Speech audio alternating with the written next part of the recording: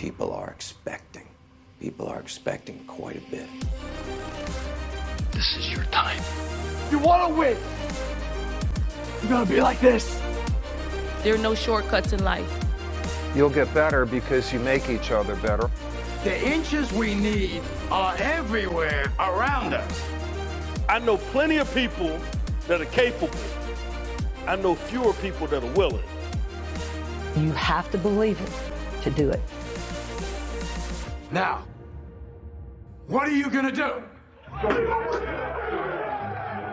Welcome in, everybody, to another episode of Sideline Sessions here on the B Podcast Network. It's my pleasure, as always, to have you with us. And I'm really happy to bring you a conversation here that touches on a lot of the topics that many of you are probably wanting to know about. My guest today is Jared Zeidman. Jared has 15 years experience in college athletics as a basketball coach, and he's also the author of a new book called Nail the Recruiting Process. We'll be talking a lot about that today. In order to help young people stay ahead of the curve, Jared interviewed countless athletes and coaches, and he created a methodology to help athletes not just get recruited to the college of their dreams, but flourish once they get there. The book dives deep into data from the college coaching community that suggests the college athletics landscape is changing rapidly. So you'll want to hear what he has to say here. Jared, welcome to the show. Thank you so much for having me. Excited to be here.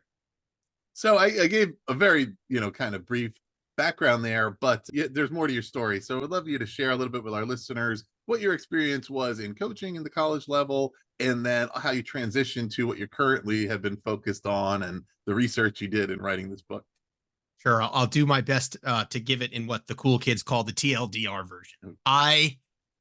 I feel like I can relate a lot to both coaches and young athletes because I sort of got into this in an unconventional way. And at every step, I had to kind of work my way towards the next thing. So I'll start by saying I did not play college basketball. I was not a disciplined high school student. I got part of the book actually dives into how I sort of had an awakening with a guidance counselor that was like, I need you to pick it up so that we can, make your dreams a reality and we can get you to college. And I got into one college and it ended up being a transformative experience for me and sort of paved my path for wanting to then work in higher ed and pay it forward. So from 2009 to last spring, 2023, I was involved in intercollegiate athletics in some capacity. This has ranged from being a graduate intern at a D1 program to being a volunteer assistant, moving all the way up to associate head. And in the last 3 years of my Division III career, standing head coach. And I had an incredible mentor named Mary Ellen Burt, who was really trying to sort of develop and groom me to be ready for any responsibility after that. And it was an incredible opportunity. I then had an opportunity to work at Canisius University as an assistant coach. We were hired to rebuild the program. Coach Sahar Nusebe is doing a phenomenal job. As we record this, actually, the team has just clinched their best regular season record in more than 15 years. So I would say the rebuild is well underway.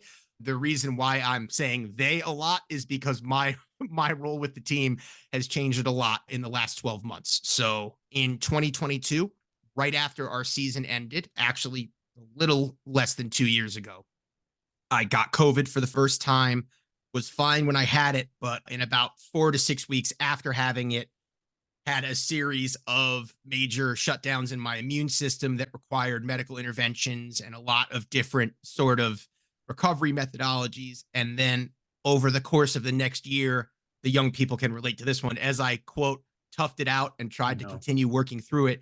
It just became abundantly clear from a medical perspective that my body wasn't up to it. So right now, Ross, I'm just in a population of people that had major autoimmune system dysfunction after getting COVID. I am way better than I was, which is phenomenal. But I am still in a point where I have to work in very limited bunches. They're actually referred to as energy envelopes. So I'm just not ready to return to the sidelines quite yet. The shift for me is that the basketball community really had my back, and I got fed a couple really fun opportunities once I couldn't work in coaching, just to sort of consult, working with both coaches on the collegiate side, but also helping to guide high school students through the recruiting process. And essentially, that's where the journey began. I realized that there were a lot of pain points, and I set out to write a book that addressed those pain points. And I would say that's where we are. The book comes out. later this spring. It's getting really positive feedback from the coaching community so far, and I'm very excited to share it with high school athletes and their parents. Yeah, excellent. And we're going to get into some of the great stuff in the book and kind of building that bridge between your experience directly as a coach at various collegiate levels and then working on this book, looking at things maybe from a different angle, a different perspective, talking to different people to see where they're coming from. Are there things that stand out that you either learned through this process that you maybe weren't even aware of at all before, or just got a new perspective on to kind of see what are all those moving parts of the recruiting process, stuff that even though you were in it as a coach may have been hidden from you, or maybe you didn't realize how important it was? Yeah, that's a great question. And the easiest way I can answer it is with a resounding yes. Okay. I'll start by saying that the major problem I have identified is what I will describe to you as a clashing of two normals. The world of intercollegiate athletics moves at lightning speed. Coaching is a very demanding job. It's way more demanding on the athletes. They have to give a considerable amount of their time and energy. And this is not just at the scholarship level. These are D3 athletes that are putting in a minimum of 20 hours a week on their sport when they're in season. And what happens is it becomes normalized. So on one side, you have the coaches and the athletes who are like, yep, this is my normal. And on the other side, there's the high school coaches, the AAU coaches, and the prospective athletes who see exclusively the glamorous parts of it. Like right now, Caitlin Clark is having this incredible season. And I can guarantee you that a question that's not being asked in every high school circle is, hey, how hard is Caitlin Clark working behind the scenes to accomplish all this? And what does an Iowa practice actually look like? And, what do I need to do if I actually want to play at that level? So the biggest piece of information and the thing that really propelled me to want to write the guide is that I asked 50 college coaches, almost a perfect split between scholarship and non-scholarship. Scale of 1 to 10, how much does the average high school recruit get it?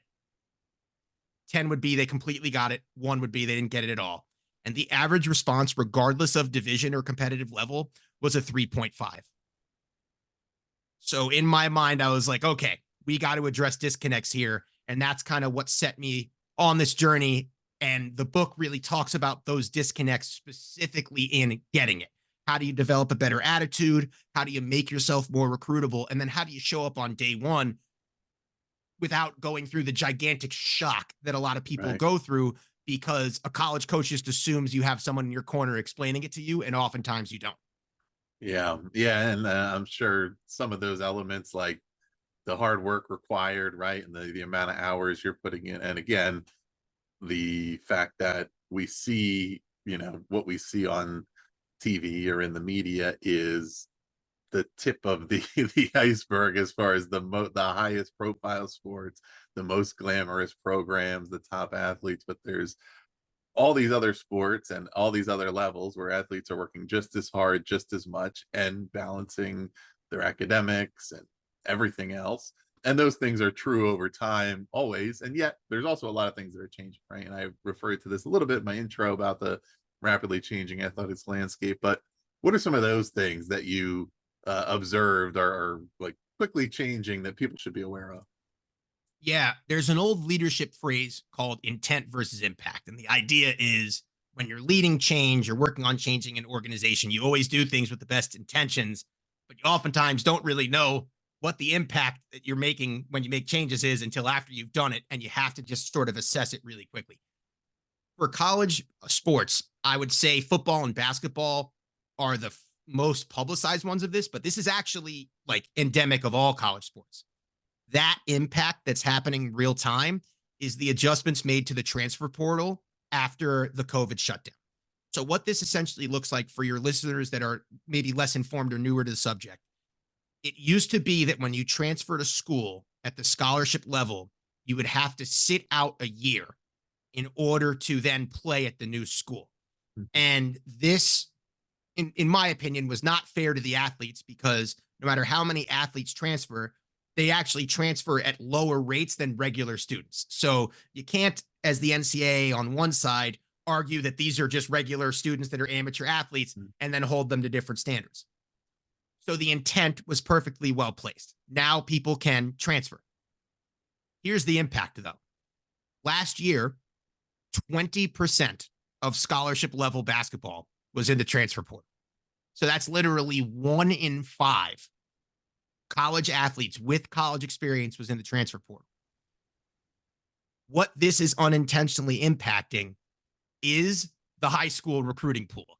And my sort of why for wanting to work with high school students and their parents is I want them to understand if you don't take this process a bit more seriously, there is less incentive now for a college coach to quote unquote take a risk on you. So let's just say you and a college athlete are talent equals, but you are a bit on the shy side. And when a coach asks you how you want to be coached, you don't really know how to respond and you're kind of a dud in person. And that's not a bad thing. This happens to a lot of high school kids. But the difference now is you're doing that campus visit on a Tuesday, and on a Wednesday, the kid that's visiting campus is a sophomore in college. So the tilting scale, if you will, is towards transfers. And what you're seeing in real time is coaches recruiting less directly out of high school. And that is trickling down all the way to the Division III level where multiple teams made NCAA tournament runs with transfer portal. Yeah. Yeah. I mean, certainly right. Again, to some of those high profile sports, high profile programs, people who follow college sports a little bit may have seen some of the stories of coaches who basically took over programs with the plan to build through that transfer portal, right? And I'm sure that affects, the high school recruiting in countless ways, some of which maybe we don't even fully know yet, right? But as far as the timing of things, as far as getting clarity on how serious is a program about bringing you in, if they're trying to figure out, well, if we can get this transfer, we have, especially on a basketball roster, right, where you have such limited roster spots and limited scholarships, for example, or other sports where you only have so many spots, and well, we kind of like this kid, and we, and that goes to, I think, one of the pieces of, are there parts of the process that, from your perspective,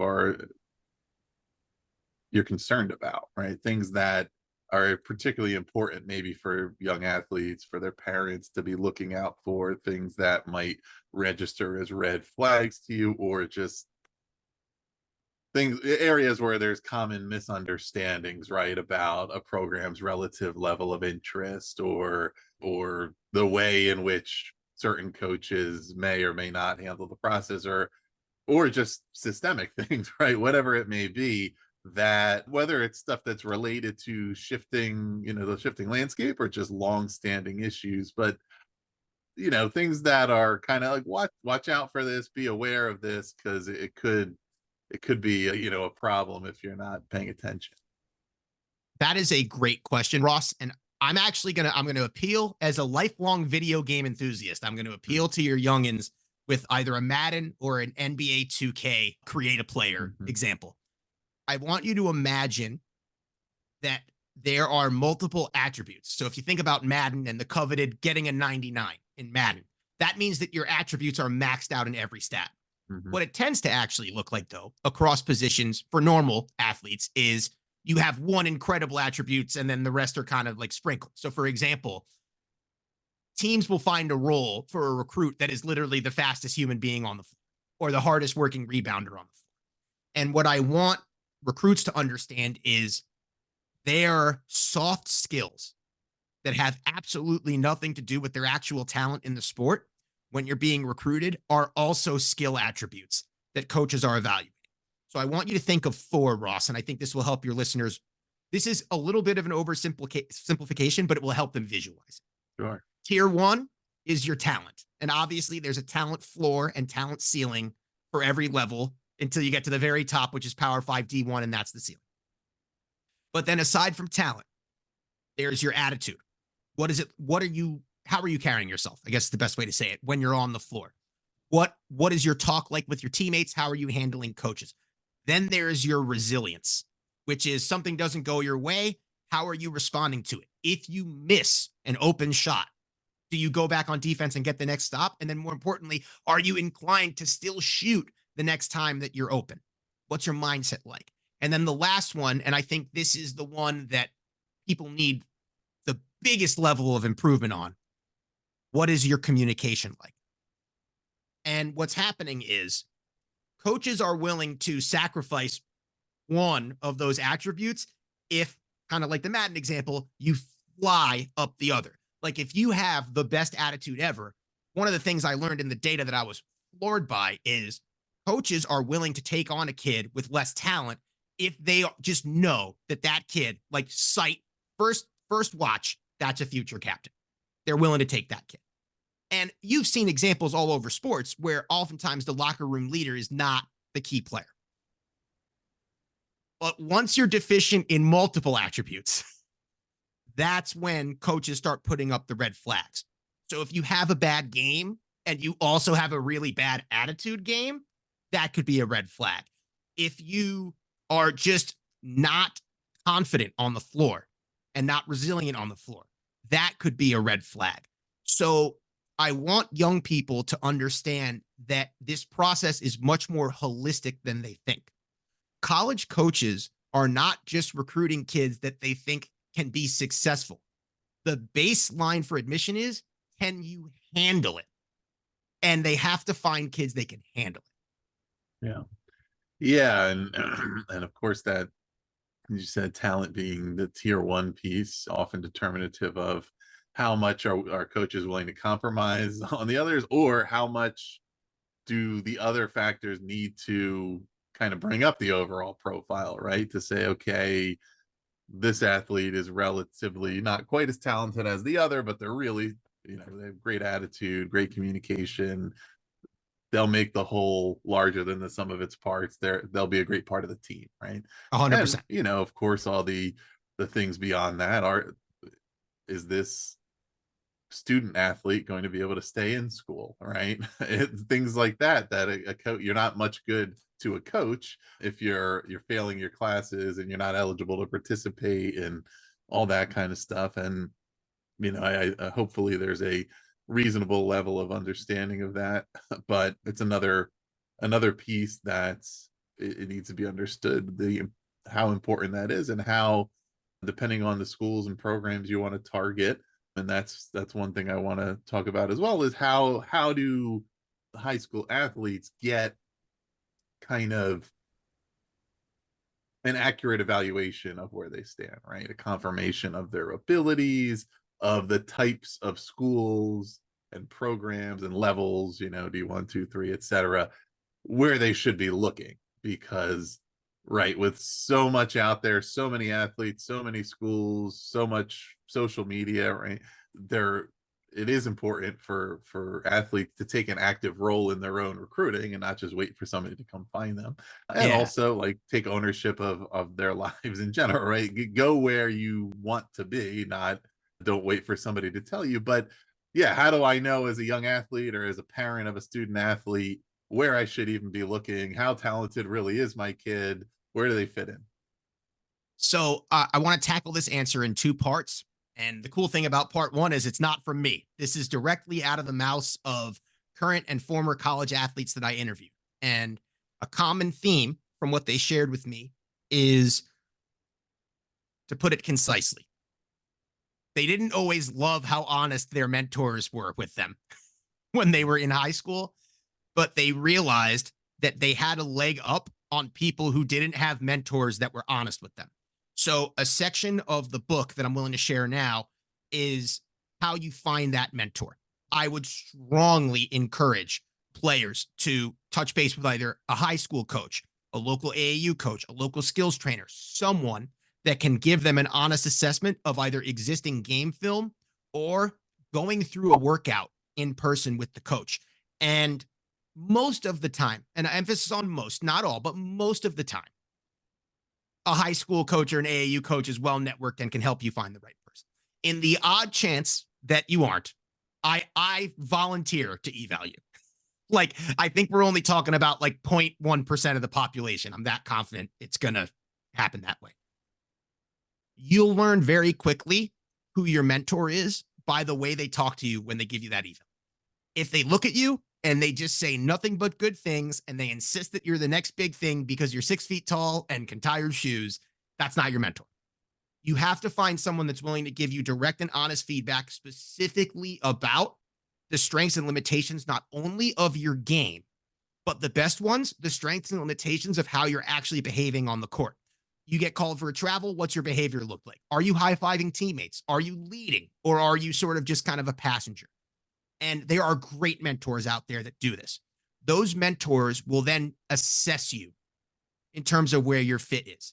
Oftentimes, the biggest challenge is because all you grow up watching is UConn and South Carolina, and in this generation, Caitlin Clark in Iowa. Oftentimes, you don't want to hear anything besides, I'm a D1 athlete. And this is where part 2 comes in. I see a lot of athletes that could have tremendous college careers, and I want them to, not just because of the sports thing, but because athletes have so many life skills that they build up in college that help them professionally.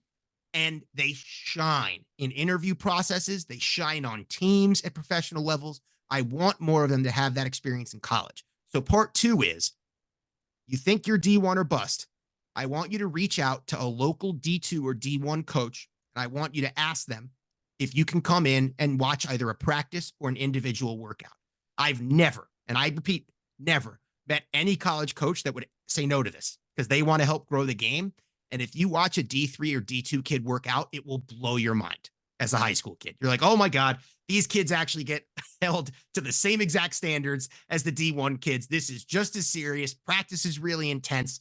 The athletes are all about it. And I think those two combined experiences, actually exploring every level and finding the correct mentorship, combines to send you on the right track. Excellent. Yeah, and right, those mentors can be so important. Mentors who really know what they're talking about and are willing to tell you, right? And then willing to be clear about the areas where you need to improve or where you should be looking. And there are so many different options out there, and getting that direct experience with what's the level of discipline, the level of competition, the level of hard work certainly can provide a totally new perspective for these athletes. Let's say they, and we'll kind of get into a couple of more of the details, but we've sort of touched around this as once they are having some pretty good insights about these things that the coaches are looking for, maybe they're getting some good guidance from mentors, they're having a sense of schools that they're interested in. How do they show that how do they demonstrate basically that they fit the qualities that these coaches are looking for? You talked about communication, things like that, but right, what are the ways if I'm interacting, I'm on a recruiting visit, I'm otherwise trying to get in touch with a program, demonstrating that I understand, like I do get it, right, what's required, and that I'm the person that you want in your team. So there are 2 routes that you can go down, and I am heavily biased against one of the routes, which I'll explain that one first. Route number 1 is you hire a service that basically helps network, that tries to connect some dots on your behalf.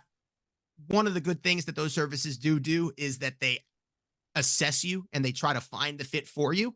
But I think where those services fall short is if you're not the one doing it and taking the initiative, you still run the risk of having that gigantic shock when you show up on day 1. What I would encourage you to do is literally do homework. Budget time in your week where you and your family are looking up schools. And you start by asking yourself a couple really critical awareness questions.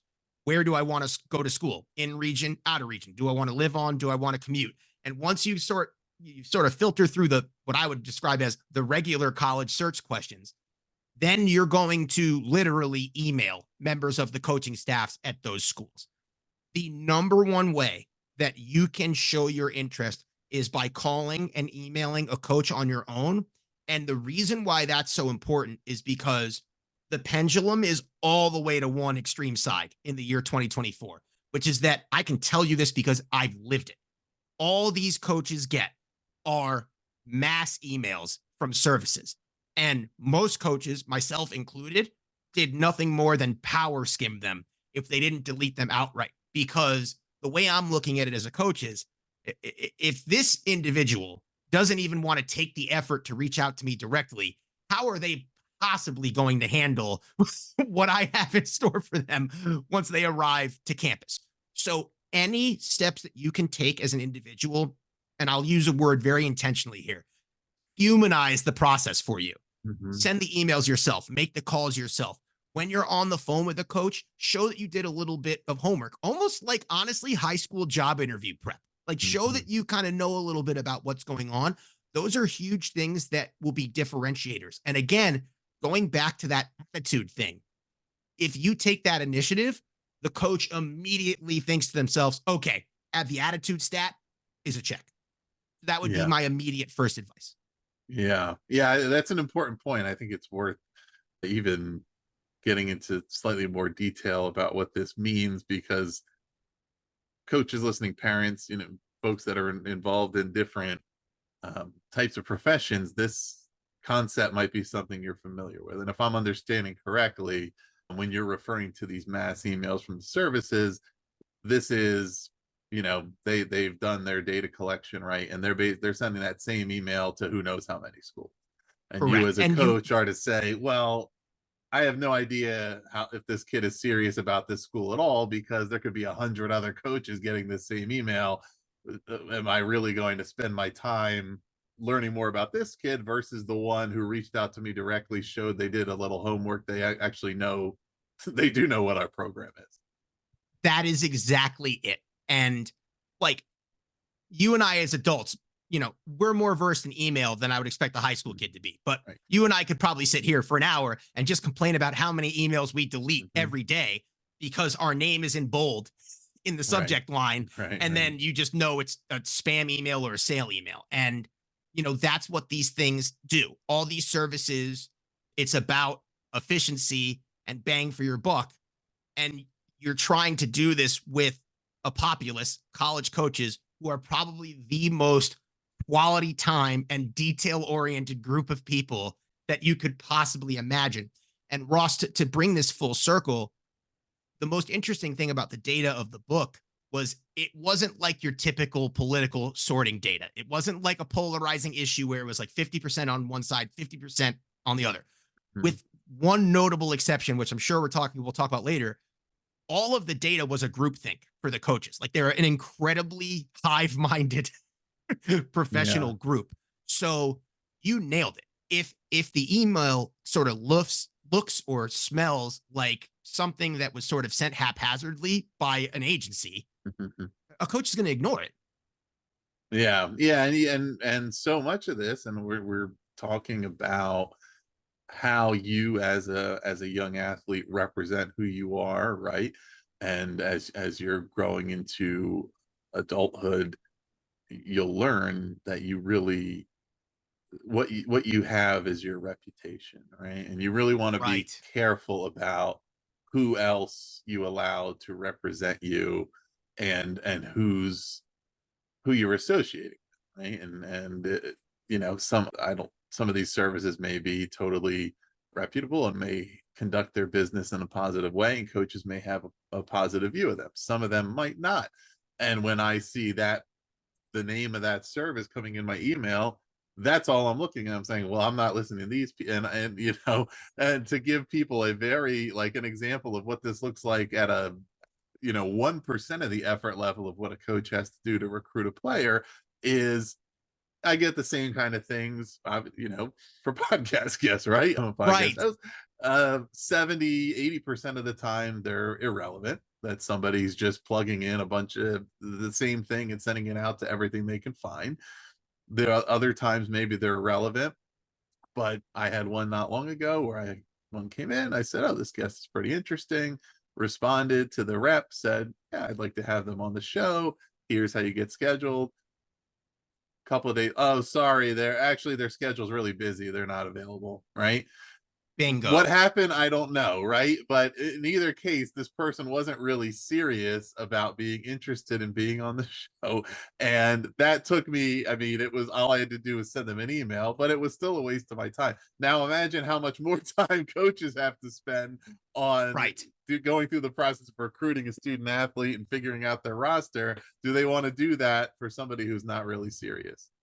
Let me share a very, very real and poignant anecdote with you based on what you just said.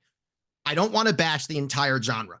Some of my favorite brains to pick from a basketball coaching perspective, some of my favorite people exist at the high school and AAU level. There are tremendous services out there. There are tremendous AAU coaches out there and high school coaches out there. But there's also the category that you just described. And here's a very poignant example. I worked at the Division III level for a long time. And by the time I figured out recruiting, I got pretty good at it. So I'm in my early 30s working on taking a D3 program that was really, really good and trying to get them to the next level. And I reached out to nearly a dozen quote unquote elite services or AAU coaches, and none of them replied to me. Now, I'm a little petty, and I happen to have a little recruiting log on my phone. Here are the coaches that I have good relationships with. Here are the numbers I've saved. And, you pull those up and you see a track record of your communication and that these people have never responded. In my first week working at the Division I level, all of them reached out to me. I got a kid for you. I got a kid for you. And in my mind, I'm like, I've watched kids from your program get pushed to the D1 level and then transfer because it wasn't right for them. You never took any of my calls. And the moment it benefits you, the moment you see that a relationship with me potentially benefits you, it's, I got a kid for you. I got a kid for you. I got a kid for you. I don't think people at the high school level realize how often this happens for college coaches. And it makes some of them, frankly, desensitized to the service process. Yeah.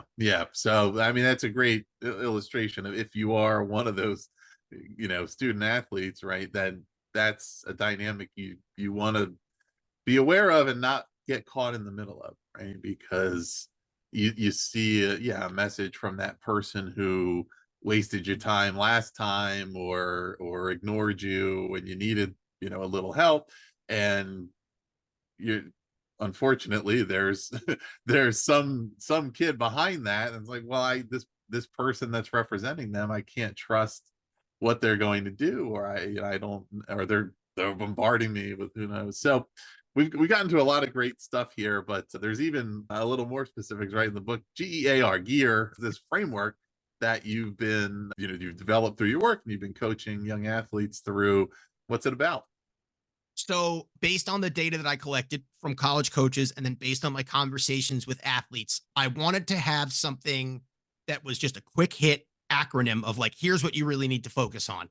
And, it's kind of funny. You just spend like an hour staring at 4 words and you're like, how does this work? And then all of a sudden it was gear, and here we go. So please do not read too much into the word gear itself. That was just a happy accident. It's much more about the 4 words. So G is for growth oriented. And we've talked a little bit about what your attitude is like. A growth oriented mindset specifically is someone that is willing to learn from their mistakes, someone that understands that, the road to success is not a straight line, and we can develop a little bit of resilience and keep moving forward, and people that are excited about continuing to grow. That's a huge one that colleges are looking for. The next one is E for engaged. In short, don't be a dud. You have to, like what we've been talking about, Ross, you have to take more ownership of your experience. You have to be able to engage with college coaches in conversation. The other part of engagement is what you look like when you play. If you're locked in, you're engaged. If you're on the bench, even when you're not playing, but you're going nuts and celebrating your teammates and calling out plays when they do a good job, that means you're engaged. A, and we talked about this a little bit as we talked about how you kind of filter your choices and find mentorship. A is all about your awareness. You better getting to know yourself, what exactly it is that you're looking for. An interesting data point that I was really surprised by was coaches actually have a very real expectation that you are self-aware in the recruiting process. particularly when it comes to your own strengths and limitations. So it was very important to me that that was there too. And then finally is R for ready. And when you combine these three things, when you consistently have a growth oriented mindset, when you're good at engaging, when you're really self-aware, then you're kind of ready for whatever comes your way. And if you had a similar experience to me, age 18 to 23, that college age time is really when you realize for the first time, oh, life happens insanely fast. And I literally have like 5 hours to react to anything, regardless of the magnitude of it. Once you're ready, you'll be able to handle those things resiliently. And that's when you're really good to go. Yeah. Yeah, that's excellent. And certainly, to that engaged part, right? Coming kind of before ready. I mean, it takes all of us our own amount of time to get ready, but you can work your way through it as long as you stay engaged, you work hard. The athlete who is maybe undersized or less talented or whatever, but is just a bulldog, right? Works their butt off, all that. I mean, it's a cliche for a reason, right? Because every coach loves that athlete, that person that's part of their program or their team, depending on the sport, and is somebody they can count on to just bring their effort every day, no matter what's going on. And, that's somebody that is coachable, right? Number one, they'll learn because they'll listen to what we're doing. They'll try to put it into practice. I can project that whatever the ability of this athlete is today, that it's going to improve because they'll work at it. And that gives a certain confidence level to a coach you can't control everything, right? There's only so many things in your control. But if I can recruit athletes that I know will put in the work, that's one thing that I don't have to worry about. That's exactly it, though. And it's funny you talk about cliches. The older we get, the more we realize that every cliche is actually true. Like that's what this is. And, I don't want young people to make every mistake that I made. Learn from me. For God's sake, learn from me. I did not have this together when I was your age. So use this as an opportunity to not just learn from me. And this was the biggest intent of my book. I did not want to be dude in a sports coat on cover of book peddling product. I wanted it to be, take it from these people. I was privileged enough to survey and interview more than 20 coaches who had won conference championships, which is something I haven't done yet. So take it from those people. Right. Don't take it from me. This is what matters.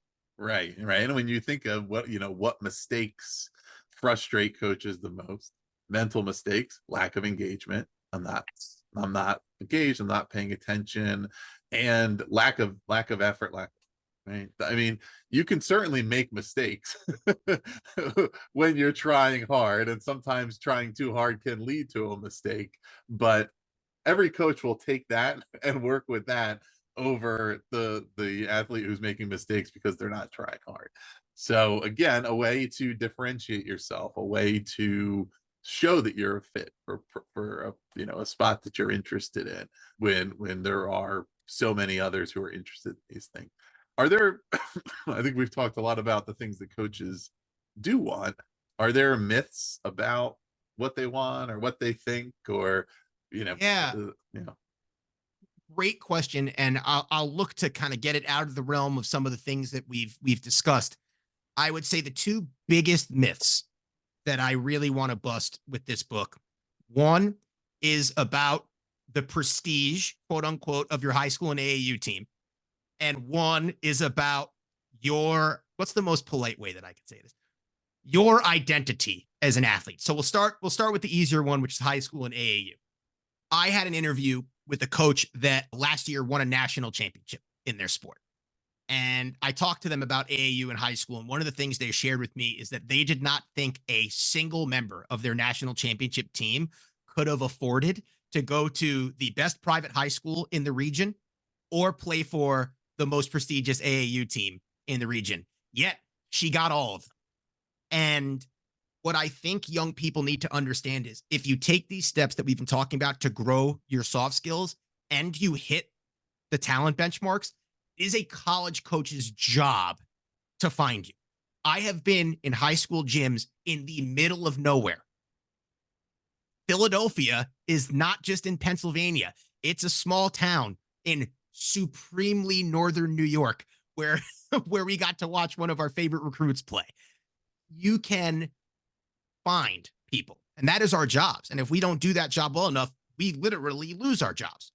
So it's not about who you play for, it's about how you play. And coaches are much more understanding than you think they are about what you have around you, how you showcase when you play.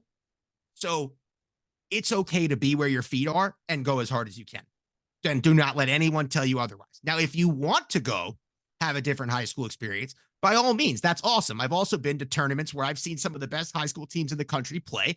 And normally I sit there and go, wow, this is the future of basketball and this is phenomenal. But by no means does that have to be your journey. So that's part one, Ross. Part two, one of the most shocking pieces of data to me was about identity. I asked 50 coaches, how important is it to you that the person you're recruiting has a single sport focus? So is high school basketball all they do if they want to be a basketball player? Is high school softball all they do if they want to go play softball? It was the most extreme response of anything I asked. 48 out of the 50 coaches responded with a 1 out of 10. Nobody cares. And we talked a little bit before about services. And what I want these young people to understand is that if someone is really pushing you on playing only one sport, I need you and your parents to take a quick step back and ask yourself honestly, is this for my benefit or is this for their benefit? Because I am now telling you with the data to back it, no one in college cares. No one. In fact, we were hired for a rebuild. So if there's anyone that you'd think should be looking for single sport athletes, it's us. Of our 4 that we brought in our first recruiting class, 3 of them were all conference in a different sport. Mm-hmm. And all those 3 sports were different: volleyball, soccer, track and field. Yeah. And I talked to so many people in the process of putting this book together, Ross, that said that their most impactful coach was not actually a basketball coach, because basketball was where they were always good. Mm-hmm. It was when they played a different sport and they weren't the best, and the coach had to teach them the kind of things that we've been talking about. Yeah. Excellent. Yeah, those are great insights. So based on, what we've talked about today, or at least this recruiting process we've talked about, do you have an opinion on what pieces of it, or how much high school coaches and or parents, or if their roles are a little different, should be involved with it, what they should help with? Great question. Parents are not going to like this, so I apologize in advance. In order, let's look at this. There is no child listening to this that's going to get this reference, and I'm going to give it anyway just to crack myself up. I want you to think about this like Diana Ross and the Supremes, or like Lionel Richie and the Commodores, like any of those references. The recruit is Diana Ross. The recruit is Lionel Richie. The Commodores are coaches, trainers, parents, in that order. Mm-hmm. It is much more valuable to a college coach to hear from a trainer or a coach, especially if that coach is reputable. Like, for example, most college coaches have a handful of high school coaches and AAU coaches that they really trust. Even if it's not a kid on their team, I might call a coach and be like, hey, this kid plays in your region. What do you know? And that's when we can hear that information, like hard worker, always in the gym, takes feedback really well, still working on their weak hand. Like, I got to get them to dribble with their left hand. Mm-hmm. But, other than that, good to go. That message coming from a parent doesn't hold the same weight. My wife and I are expecting our first. I see some pictures of children in your background. So I already think my child is the greatest thing ever, and they're not even here. They're negative 3 months old. Yeah. So, I know how parents get, and I think sometimes parents inadvertently step in the way of their child showing that they have autonomy, that they are ready to keep growing, and they're ready for this experience themselves. So I would strongly encourage coaches of any variety, AAU, high school, trainers, get more involved. I actually talk in the book about, if you're sending an email to a coach, include contact info for coaches and trainers, so coaches can try to build that network. Parents, I want you to go through the recruiting process like your child is learning how to drive a car and you are in the passenger seat navigating them. You know when the car is about to careen off a cliff. And if you get there, make the necessary evasive maneuvers. But other than that, teach from the passenger seat. Yeah, excellent. Yeah, I mean, that can be a hard message to hear, and I think there's two reasons why the coach holds a lot of weight, and credibility and accountability. And the parents who don't like it might be focused on that credibility piece, and well, what do they know that I don't know? But the accountability piece is important. And the same thing we talked about earlier around relationships and reputations, that if somehow I, as a coach, not that this would even work, but let's say I was able to kind of bamboozle some college program into offering a scholarship to one of my athletes that's not really a good fit to be playing at that program at that level. Sure. Next year, that coach isn't going to listen to anything I have to say about any athletes. So I have to, be on it. Not only do I know the sport, I understand the nuances, the relative differences of talent and work ethic and ability and things that somebody who's not immersed in it may not. But also I know that next year there's going to be more athletes in the following year and the following year. And if I want my word to mean something, I need to be honest. And if I'm a student athlete or a parent, again, another good resource to go and get that honest feedback for, and probably something that you will have to often solicit and be proactive about, and be willing to really have what might be some hard conversations. I mean, the coach's job as your coach is to build you up, build your confidence, right? But their job as an advisor or a mentor around your college recruiting might be to say, look, you're really great in my program. You're not a fit for that level. We should be looking here, and this could be a great place for you, or whatever it may be. And again, it's not always easy to hear things about ourselves that are counter to our hopes and dreams, and yet they could put us in the right place, right? Ross, you just mentioned something that's extremely important to me, which is that honesty and accountability piece. So let me address this in two ways, because I think it's a good way to bring the whole thing full circle. Just because I spent the last decade and a half in college coaching doesn't mean that I think every college coach is good or the right fit for everyone. The importance of having that mentorship and having that honest conversation and open dialogue when you're high school age is so that you can go on some of these visits. And if you identify someone that is wrong for you, you can see that too. It's not just about finding the right thing. And especially as you get older and, once you're in your 30s in America and everything is an ad and a sale, you're much more versed at sort of filtering that. But oftentimes, like, if you're a high school kid, your college search is really the first time you're truly filtering for fit. So that matters.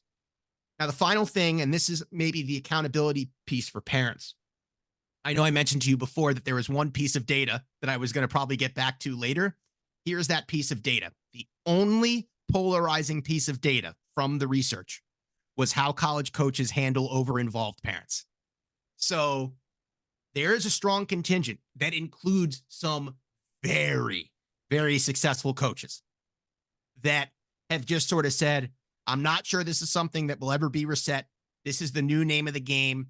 I have rules with parents, but parents are just more involved than it is what it is. But then there is an equally successful and influential counterweight that literally has shared with me, like, here are the specific things that me and my staff do on purpose during the recruiting process to see how parents are going to react. And if there's a red flag, we're done with that recruit. So that accountability piece, I want to expand it a little bit. A common question that college coaches are asking themselves right now is, can I hold you accountable the way that I need to grow you while these parents are this over involved? And if the answer is no, it is a coin flip that the college coach backs off. And I think it's critically important for parents and recruits to know that. Yeah, I'm glad we got that in. And for those who heard our previous episode with Heather Sumlin, which was, more focused on athletes that are a little younger, but a similar concept of matching your child's level of passion, basically, right? And understanding, okay, when kids are first getting involved in sports, and maybe they're playing different sports, how much do they care about a particular sport? How good do they want to be? How much do they want to invest in it? And not having the parents be over invested in something that the kids aren't quite as passionate about, but also the reverse. But that carries through, right? That these coaches, I'm sure, have seen examples of kids whose parents have really kind of dragged them along throughout their entire career, and they've never learned to have that self-direction, autonomy, self-motivation. And it's a coin flip if they back off. It's a coin flip once you get to campus if you haven't really been responsible for that yourself, if you're ready for it, or again, if you really are committed to it, if you're not given an opportunity to show that, right? And so many things, it's hard because parents want to be there, but the best thing to do is to help kids be able to really demonstrate that for themselves. So Jared, it's been such a pleasure to have you on the show. Before we close, wanted to ask, is there where can people find the book, but anything else you're working on, any other resources listeners can check out? Yeah, I am, parentheses, poorly executing a social media campaign. I'm realizing very quickly that I'm old and not cool, but I'm still trying. And there is informational content being uploaded every business day. And you can follow me to find it at Jared the Coach on all major social media platforms. That's all one word, at Jared the Coach. That's on Twitter, TikTok, Instagram, where all the cool kids are, right? Right, Russ? Yeah. The website, just to make it easy, the website and the book have the same name. So it's nailtherecruitingprocess.com. You can get the book there. It releases later this spring. In the meantime, you can download the first chapter for free, see if it could be a good fit for you. And that first chapter is exclusively about the big myths in college athletics that I'm trying to bust. I'm also trying to meet people where they are. So there's avenues for free resources there. If you're willing to have a session recorded, you can work with me for free and we'll put it out there on YouTube for other people to learn from it. So I'm really trying to meet people where they are, at Jared the Coach and nailtherecruitingprocess.com. Excellent. We'll put those links below, and check those out if it's helpful to you. If you have young athletes in your life that are interested in kind of looking at the collegiate level, it's complicated. There's a lot going on. You can never know too much, and can present such great opportunities, right? For learning and for growth and for competition. So check those things out. We'll put those links below. If you're not already, please do subscribe to Sideline Sessions to hear the rest of our spring season here. It's available wherever you get your podcast. If you're listening to this somewhere, you can subscribe there probably, or else you could find another platform that you like. And also visit bpodcast.network to learn out about all of our other shows focused on education and parenting and all the topics in the space. So Jared, thanks again for being on the show. Absolutely. Pleasure. Great questions. And thanks for having me.